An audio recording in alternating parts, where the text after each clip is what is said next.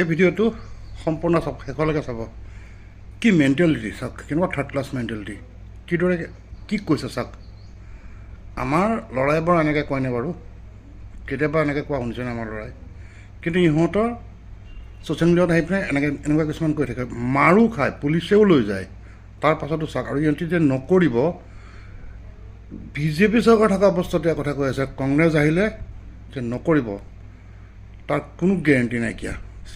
লাচিত বৰফুকনৰ নামত যিবিলাক ভণ্ডামি কৰি আছ অসমৰ মাজত, এতিয়া গোৱামাৰা খাবি আৰু এতিয়া আৰু ৰেচপেক্ট নিদিওঁ। লাচিত বৰফুকন নহয়, যিমান লাউৰা ফুকনৰ টিম আহক, মিয়াৰ লগত নাটক কৰিলে চিধা ঘৰত গৈ ৰাতি 12টাই গোৱা মাৰিম।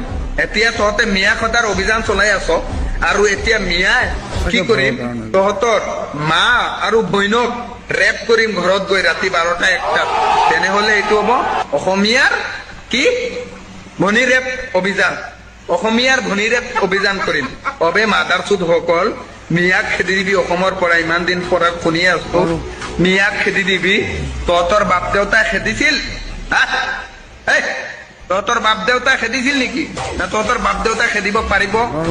মুখেদি লাউৰা সোমাই দিম, যোনে কৈ আছে মিয়া খেদি দিব, মুখেদি ললিপপ সোমাই দিম, আৰু ললিপপ সোমাই পেলাই এনেকুৱা গুৰু